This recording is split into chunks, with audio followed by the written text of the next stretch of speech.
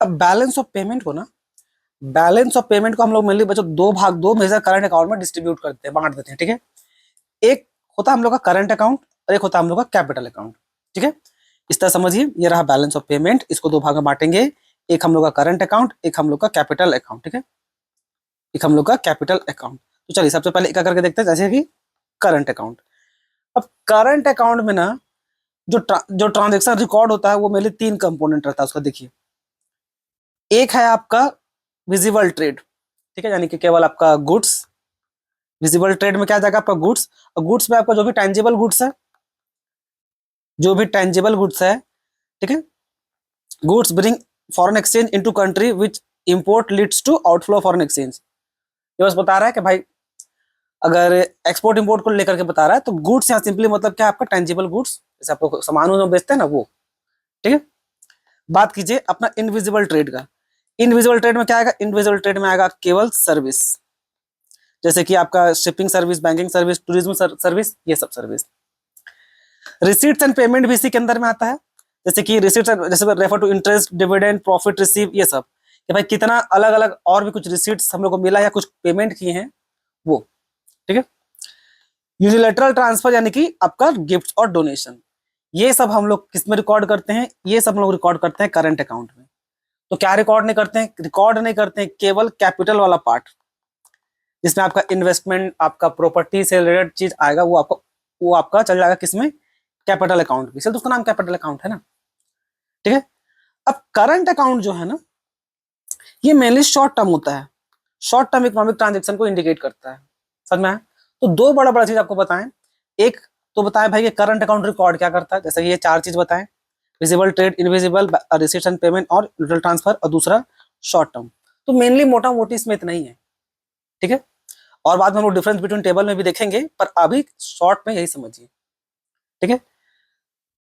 तो current account बोलने का मतलब क्या हो जा रहा है, ठीक है। करंट अकाउंट बोलने का सिंपली मतलब है कि भाई ये है हम लोग का इंडिया और ये हम लोग का रेस्ट ऑफ द वर्ल्ड, यानी कि बाकी बाकी दुनिया, अपना देश को छोड़ के बाकी दुनिया।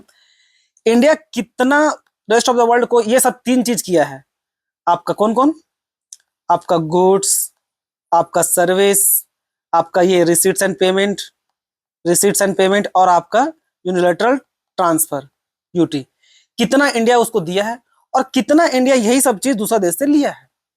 इसको जो रिकॉर्डिंग होता है, इन सब का रिकॉर्डिंग कहां करते हैं, इन सब का रिकॉर्डिंग करते हैं हम लोग करंट अकाउंट में। क्लियर, आगे आइए कैपिटल अकाउंट। इसमें transaction that causes change in ownership of foreign assets and liabilities of a country. आसान भाषा में एक प्रकार का फाइनेंशियल एसेट समझिए, फाइनेंशियल एसेट्स, ठीक है। इसका ओनरशिप में चेंजेस आ रहा है कितना, यानी कि वही कितना कोई इन्वेस्ट कर रहा है, कितना कोई इन्वेस्टमेंट किया है, और कितना किसका प्रॉपर्टी है, ये सारा रिकॉर्डिंग कहाँ करते हैं, ये रिकॉर्डिंग करते हैं हम लोग कैपिटल अकाउंट में। तो ये अब बोलने के लिए हम लोग यहाँ पर ना, ये फाइनेंशियल एसेट को हम लोग जनरली फिक्स एसेट की तरह इस्तेमाल नहीं करते हैं, ये हम लोग ये वर्ड इस्तेमाल नहीं करते फिक्स एसेट, ये आपका अकाउंट्स का है, पर उसी की तरह ही समझिए, एग्जैक्ट नहीं पर उसी की तरह ही समझिए। दोनों का जो मेन कॉन्सेप्ट सेम है, बस खाली पॉइंट ऑफ व्यू थोड़ा अलग अलग पड़ जाता है, ठीक है। तो देखिए इसमें चलिए एक बार मतलब रीड कर लेते हैं, कहाँ थे हम लोग, ये रहा कैपिटल अकाउंट बता रहे थे, ठीक। अब क्या लिखा हो, चलिए एक बार रीड कर लेते हैं। Capital accounts, capital account records all transaction that cause change in ownership of foreign assets and liability of a country, ठीक है। दूसरा कंट्री का और इंडिया का सेम, मतलब दूसरा देश का अपना कितना रिकॉर्ड है सो, और दूसरा देश में अपना, दूसरा देश में कितना मतलब इन्वेस्ट किए सो, दोनों रिकॉर्डिंग करते हैं। It deals with the movement of capital, capital का मतलब यहाँ याद रखिए इन्वेस्टमेंट हो गया, अलग अलग प्रॉपर्टी जो बताया, फाइनेंशियल एसेट एक प्रकार का, between one country and the rest of the world. यहाँ पर वन कंट्री मीन्स व्हाट, ये वन कंट्री अपना इंडिया है और क्या है, ठीक है। तो ये बस लैंग्वेज में टेक्निकल वर्ड है, सिंपल बोलचाल भाषा में आपको बता दिए। अब इसमें क्या रिकॉर्डिंग होता है, इसमें देखिए आपका होगा मिले क्या, borrowing and lending from abroad. Borrowing और लेंडिंग मतलब कितना लोन लिए, किसको किसी देश लोन लिए हैं, किसी का रिपेमेंट ऑफ डेट, जो रिपेमेंट डेट लिए थे पहले से कर्जा लिए तो उसको पेमेंट किए, and repayment debt and credit and between countries, यानी कि इंडिया और ये रहा आपका rest of the world. India कितना लोन दिया है, ठीक है, बाकी कंट्री को, या कितना लोन चुकाया और कितना लोन इंडिया दूसरा कंट्री से लिया है, यानी वही बोरोइंग या तो लेंडिंग। समझ में? Investment to and from abroad, same चीज, कितना इन्वेस्टमेंट इंडिया दूसरा कंट्री में किया है और दूसरा कंट्री वाला कितना लोग इंडिया में इन्वेस्टमेंट किया है, ठीक है, यही मतलब है। Change in foreign exchange reserve, change in foreign exchange reserve क्यों होगा? Change in foreign exchange reserve, इसको इसमें जो इंपॉर्टेंट चीज याद रखिएगा, इसको मैनेज करता है कौन? सेंट्रल बैंक, ठीक है। अब जो चेंज होता है फॉरेन एक्सचेंज रिजर्व में, तो बस वो चेंज होगा ही होगा ना। अगर मूवमेंट होगा ये सब चीज का, ये सब बड़ा बड़ा हैवी मूवमेंट होता है ना इन सब में। इन्वेस्टमेंट होगा तो जैसे देखिए, लोन लेंगे तो करोड़ों में लाखों में लोन जाएगा। कंट्री अगर कहीं इन्वेस्ट करेगी या इंडिया में इन्वेस्टमेंट आएगा तो करोड़ों में क्या अरबों में भी जा सकता है, बिलियंस डॉलर में एग्रीमेंट होता है। तो यही सब है, ठीक है। तो इन शॉर्ट क्या, capital account show how country finance its current account deficit और इन्वेस्ट इट्स सरप्लस अब्रॉड। इसका क्या मतलब हुआ? इसका मतलब ये है, मान लीजिए ये जो करंट अकाउंट है ना, अपना करंट अकाउंट, इसमें आप ये देखिए, if India export 100 crore and import 80 crore, तो ये तो चले सरप्लस में चला गया, ठीक है। अगर इसका उल्टा होता, मान लीजिए अगर करंट अकाउंट में क्या होता, इंडिया और इधर क्या होता, rest of the world. Current account में वो चार चीज आपको समझाए, ठीक है, आपका गुड्स, आपका सर्विस, आपका रिसीट्स एंड पेमेंट और आपका ट्रांसफर। अगर इंडिया पेमेंट मतलब दूसरा देश से ज्यादा दूसरा देश से ज्यादा पैसा दी है और दूसरा देश से कम पैसा लिया, यानी कि आपका डेफिसिट में आएगा। अब उसको डेफिसिट बोलिए चाहे अनफेवरेबल बैलेंस बोलिए, मान लीजिए वो -20 आया, मान लीजिए एक प्रकार से -20 आया, तो भाई इसका पेमेंट कैसे कीजिएगा? तो इसका पेमेंट होता है आपका कैपिटल अकाउंट से। कैपिटल अकाउंट से मींस ये जो पॉइंट है ना, ये जो पॉइंट है बोरोइंग वाला, ये जो पॉइंट है ये इसी चीज के लिए तो है बच्चों। ये जो माइनस करंट अकाउंट में जो आया ना, हम लोग उसको लोन लेकर के क्लियर करते हैं और लोन जो लिए उसका रिकॉर्डिंग कर देते हैं हम लोग कैपिटल अकाउंट में। समझ में आया? तो यही था। तो ये जो पॉइंट आप देख रहे हैं ना, ये वही चीज को रिप्रेजेंट कर रहा है कि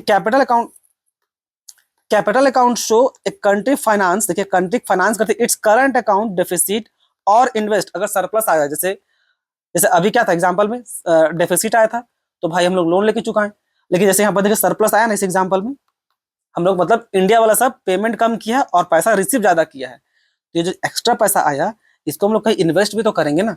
तो इसका जो इन्वेस्टमेंट वाला पार्ट है, इन्वेस्ट इन सरप्लस अब्रॉड, ये भी आपका इसी में रिकॉर्ड होगा, इसी में।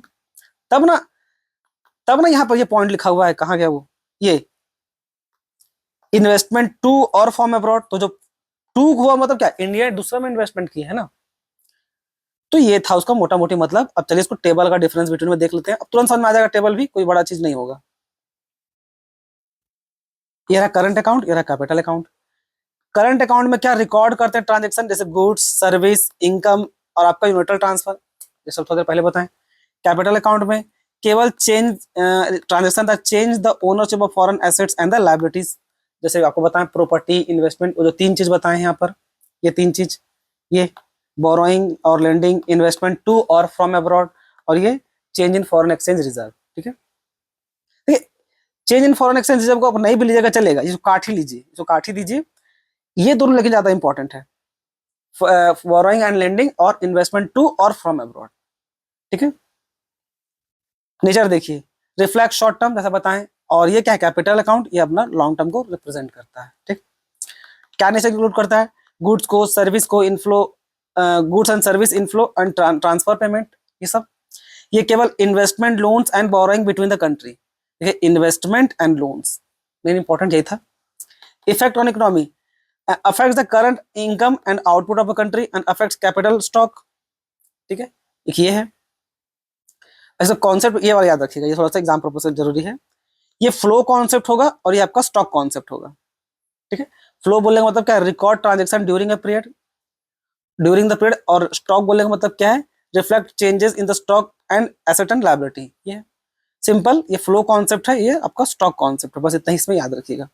Impact on balance of payment, a deficit in current accounts can be financed by inflow in the capital account, simple सा मतलब वही है। जैसे वो बताएं, अगर इसमें माइनस में अगर आया, अनफेवरेबल चाहे डिफिसिट में आया, तो कैपिटल से लोन लेंगे मतलब जो लोन लेंगे उसका रिकॉर्डिंग कर देते हैं कैपिटल में, और इस लोन का भरपाई यहाँ पर करते हैं। इसका उल्टा भी होगा, अगर इसमें सरप्लस आया, प्लस में आया, तो ये पैसा ये तो जाएगा अकॉर्डिंग तो सरप्लस में, तो कैपिटल अकाउंट में चला जाएगा, और वो पैसा हम लोग दूसरा देश में कहीं इन्वेस्ट कर देंगे। तो ये मोटा मोटी मतलब था। आई होप कोई भी डाउट आप लोग का मन में नहीं रहा होगा।